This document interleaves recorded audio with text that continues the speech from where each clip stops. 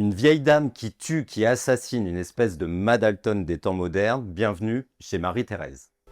Yves Livre avec Le Pavé du Canal, votre librairie indépendante à Montigny-le-Bretonneux. Bonjour Paul Beaupère. Bonjour. Marie-Thérèse, vous la connaissez très bien, vous l'avez créée de toutes pièces. C'est l'héroïne de ce roman, de ce polar, publié chez City. 12 balles pour Marie-Thérèse.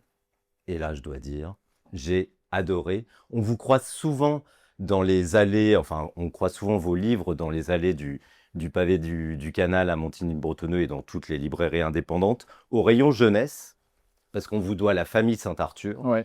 qu'on connaît bien, qui est un gros succès.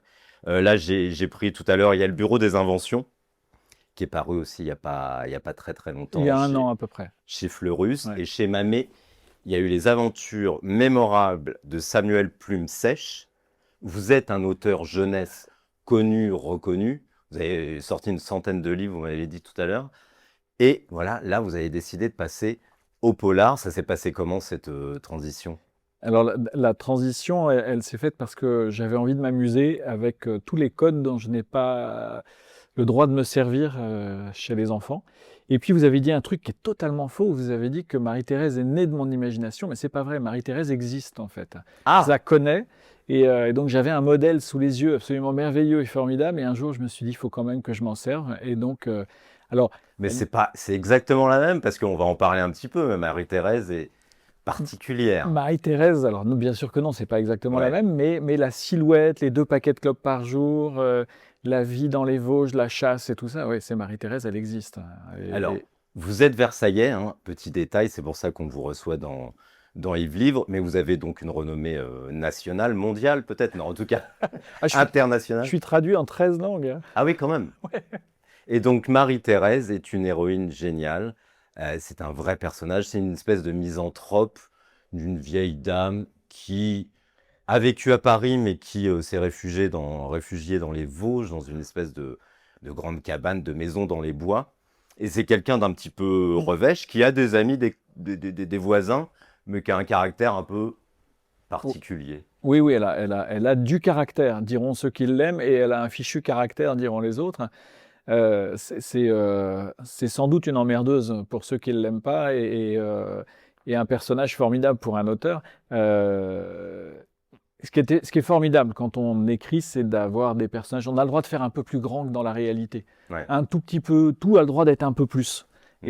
Et donc là, j'allais pas me priver. Et donc Marie-Thérèse, c'était un bon modèle de plus. Alors c'est une vieille dame donc qui est à la retraite, elle a 70 ans à peu près. Un petit peu revêche, un petit peu taciturne, mais très créative dans les phrases et les formules qu'elle utilise. Et elle a une passion. Alors, on va pas divulgacher, on va pas spoiler évidemment, parce que c'est un polar. Et donc divulgacher un polar, c'est très problématique. On ne peut pas le faire en tant que libraire. On peut dire qu'elle adore la chasse. Elle adore la chasse, c'est son activité principale, c'est peut-être un de ses moteurs dans la vie, d'autant plus qu'elle est veuve et elle a tout son temps pour elle, donc elle passe son temps en forêt. Et donc, il se passe quelque chose au début. On va pas rentrer dans les détails. En tout cas, elle tue, on peut le dire, Ouais. elle tue un homme. Ah oui, parce que c'est au premier chapitre même. Donc, Ça va. c'est, Donc, dans des conditions particulières, elle tue Ouais. un homme. C'est la première fois pour elle. oui, Donc, il y a quelque chose une épiphanie comme ça, qui va avoir une incidence colossale sur la suite de sa vie, puisque elle croise le commissaire qui est chargé un petit peu de dénouer l'affaire, essayer de trouver l'assassin ou la meurtrière de la personne, et il va lui proposer un marché, ça on peut le dire. vraiment là vous racontez les 3 premiers Voilà. chapitres, je crois. Donc Il se passe tellement de choses que là, ce que je vous raconte, c'est Ouais. vraiment la base. Le commissaire va lui dire, écoutez, je vous fais pas d'ennui, Voilà. si vous acceptez de tuer 12 personnes, Mais c'est pour la bonne cause. et c'est pour la bonne Ce cause. qu'ils lui disent, ce sont 12 salopards qui ont échappé à la punition, à la justice, et donc qui méritent finalement quelque part de mourir. Et donc si vous tuez les 12, moi je vous organise tout, le rendez-vous, je vous mets l'arme à disposition. Si vous me tuez les 12, parce que vous savez mettre une balle dans une tête à 300 mètres, à la fin je vous oublie. Et donc on oublie celui que vous avez tué dans les bois. Donc c'est tentant. Au début, elle hésite un peu. Oui, Marie-Thérèse a une âme. Donc quand même, elle a un peu de morale, elle a un peu de... Je rappelle qu'elle joue de l'harmonium le dimanche à la messe, donc Ouais. Marie-Thérèse a quand même quelques principes. Et puis tuer son prochain n'est pas une chose si évidente que ça, heureusement. Donc elle hésite, mais finalement c'est pour la bonne cause. Donc est-ce que tuer pour la bonne cause, c'est vraiment tuer? Et en plus, donc, elle entre dans un système qui est une très très bonne idée, je trouve une très bonne idée d'auteur. C'est une espèce de calendrier de l'Avent. Elle va devoir tuer une personne par mois et la victime s'appelle janvier, février, mars, avril, etc. Et donc on la suit dans Ouais. ces missions qui sont édictées, qui sont expliquées dans des enveloppes qu'elle ouvre au fur et à mesure. Et voilà, va-t-elle y arriver? Ça, à vous, c'est à vous. Et que va-t-il se passer? C'est à vous de découvrir tout ça dans ce roman génial. Avec, est-ce que je peux me permettre de présenter des confrères, pas des Bien sûr. concurrents? Là, je vous présente un livre de Frédéric Dard, Le bourreau pleure. J'en parle parce que j'ai vraiment eu, je ne sais pas si c'est une source d'inspiration, Frédéric Dard, pour vous, mais en tout cas, Frédéric Dard, c'est l'auteur des San Antonio, qui a inventé un style, une Ouais. langue bien à lui. Et moi, en lisant Marie-Thérèse, j'ai retrouvé ça, ce plaisir-là Alors, de trouver un auteur qui invente un champ ouais, lexical. moi j'ai lu mon premier San Antonio il y a 3 semaines. Ah, Donc c'est vous dire que j'étais pas, mais je connaissais quand même. On a tous dans l'oreille des trucs. Je pense que Marie-Thérèse est plus la fille d'Audiard que de Dard, aussi. dans le sens où quand on lit Audiard ou quand on écoute Audiard, tout le monde comprend. Alors que Dard, il y a plein de choses. C'est vraiment une utilisation de l'argot et de mots qui sont utilisés dans un sens qu'on ne comprend pas immédiatement.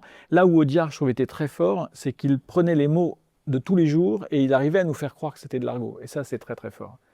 Et donc je pense que c'est un peu Madalton revu effectivement par Audiard. C'est t'excite pas mon poulet. Moi, la volaille, je l'aime plutôt grillée avec des frites. Alors garde tes distances. Évidemment, elle parle à un policier.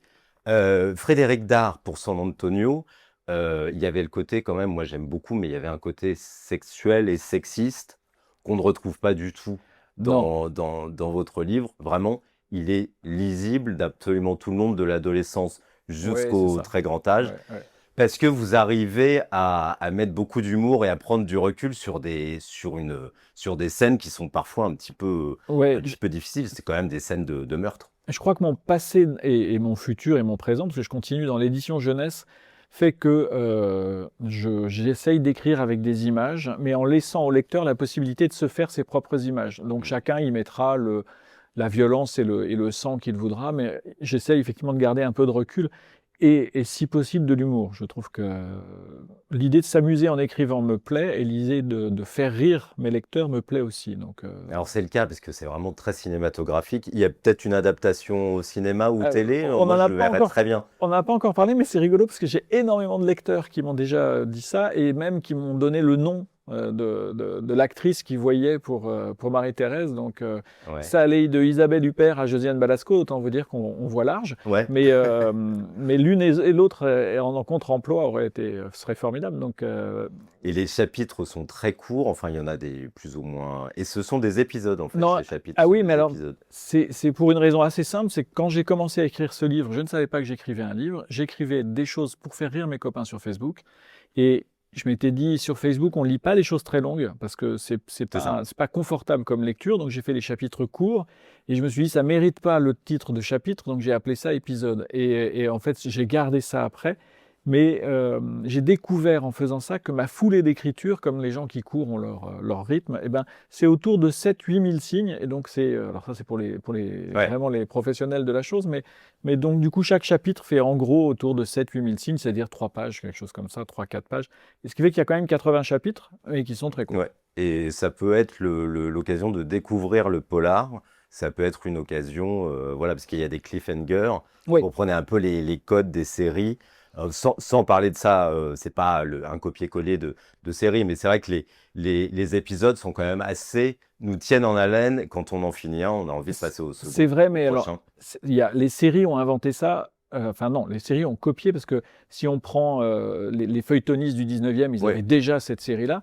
Et si vous prenez Tintin, chaque fois que vous avez une double page, la dernière case en bas à droite sera une case qui vous incite à aller voir de ouais, l'autre c'est ça. côté. Et quand vous écrivez pour les enfants, encore une fois, je viens quand même de là, vous avez intérêt à les accrocher à la fin de chaque chapitre parce que le défi, c'est quand même qu'ils aillent au chapitre suivant. Et donc, Finalement, les adultes n'étant que des grands enfants, j'ai gardé les mêmes choses. Et puis, Mais- encore une fois, j'écris pour m'amuser aussi. Donc, Et nous, on s'amuse en lisant. La littérature jeunesse, en tout cas, c'est une bonne école. a je priori. crois que c'est une école qui est. Alors, beaucoup de gens trouvent que c'est amusant et c'est bien. Et puis, ça y est, je suis devenu grand parce que j'écris pour les vieux. Je pense que c'est plus exigeant et plus difficile d'écrire pour les enfants que pour les adultes. Alors, très très bonne nouvelle, parce que vous allez aller jusqu'à la fin, évidemment, du livre. Ça, on commence, on le finit. À la fin, il y a le tout dernier chapitre qui est vraiment, alors là, en parlant de cliffhanger, on y est. Un deuxième est en préparation, vous m'avez dit. La Ouais. suite, Alors, c'est pas une suite, mais c'est une suite. C'est-à-dire que c'est pas la suite, mais on retrouve des personnages, mais c'est pas la suite de Marie-Thérèse. d'accord. Mais ça reste j'espère, dans le même esprit, avec des personnages qui reviennent, avec une partie des décors en commun, et puis avec d'autres décors aussi, d'autres aventures. En tout cas, vous avez pris goût au polar. Oui, j'ai pris goût. Ouais. Et pourquoi avoir attendu si longtemps Parce que le premier, je l'ai écrit par hasard et que je ne suis absolument pas un gros lecteur de polar. En fait, la lecture du polar est une lecture exigeante parce que vous devez retenir tout de façon à la fin à comprendre. Tout à C'est coup, on ça. vous dit ah c'est ça. Et moi, quand je lis, je ne retiens rien. Et je retiens même pas les noms des personnages et des choses comme ça. Je suis un mauvais lecteur et donc je suis toujours un peu surpris quand je lis un polar. À la fin, je dis oh, je sais plus qui c'est Ouais. celui-là. L'idéal, c'est de le lire d'une seule traite. Et je peux vous dire que pour Marie-Thérèse, franchement, Oui, ça se lit vite. ça se lit vite, ça Ouais. se lit, c'est vraiment un bonheur. Comment les gens, les spécialistes, les professionnels de la profession voient ce passage de la jeunesse au polar? Le monde du polar vous accueille de Alors, bras ouverts? le monde du polar, moi j'étais très agréablement surpris. J'avais des a priori comme tout le monde. Je me disais, ils doivent être entre eux. Et puis Et en fait, j'ai eu les premiers accueils que j'ai eus, c'était par des blogs spécialisés ou par le salon de Cognac ou des choses comme Ouais. ça. Et alors, enthousiaste, hyper positif. En fait, je crois que c'est un monde dans lequel ils sont habitués à ce qu'il y ait des choses très, très, très différentes. Et donc, ils ont une ouverture et une capacité à lire des choses variées. Et donc, ils ont adoré Marie-Thérèse. Et vous avez des lecteurs, des lectrices qui vous suivent depuis des années, qui ont aimé le livre, Alors, ou ils sont un peu déconcertés? il y en a quelques-uns, mais en fait, pour l'instant, j'ai pas eu tellement l'occasion de les rencontrer. Je pense que ça va se faire là parce que j'ai fait des salons là ou des choses qui étaient plutôt adultes. J'ai pas revu en fait mes lecteurs jeunesse depuis un moment. Et en fait, souvent, quand on vend un livre jeunesse, on vend aux parents, et donc c'est eux qui vont devenir les lecteurs de Tout à Marie-Thérèse. fait. Et je pense là, je vais avoir 2 ou 3 salons où je vais mélanger un peu les deux, donc ça sera intéressant de voir quelle est leur réaction. Ouais. Merci beaucoup. Donc, 12 balles pour Marie-Thérèse, qui est un titre à la Audiard et à la San Antonio, je le redis. C'est vraiment génial, allez-y. Bonne nouvelle, vous me l'avez dit tout à l'heure, je crois qu'on peut le dire, il y aura le Poche aussi dans quelques mois, En janvier. en janvier. Il est sorti en janvier, le En grand même temps que format. le deuxième, en fait. Et le deuxième sortira En toujours janvier, ouais. chez City, Voilà, exactement. a priori. Bah, merci beaucoup, Merci beaucoup. à très bientôt. Et nous, on se retrouve très vite pour un nouveau numéro de Div Livre en collaboration avec la librairie Le Pavé du Canal à Montigny-le-Bretonneux. À bientôt.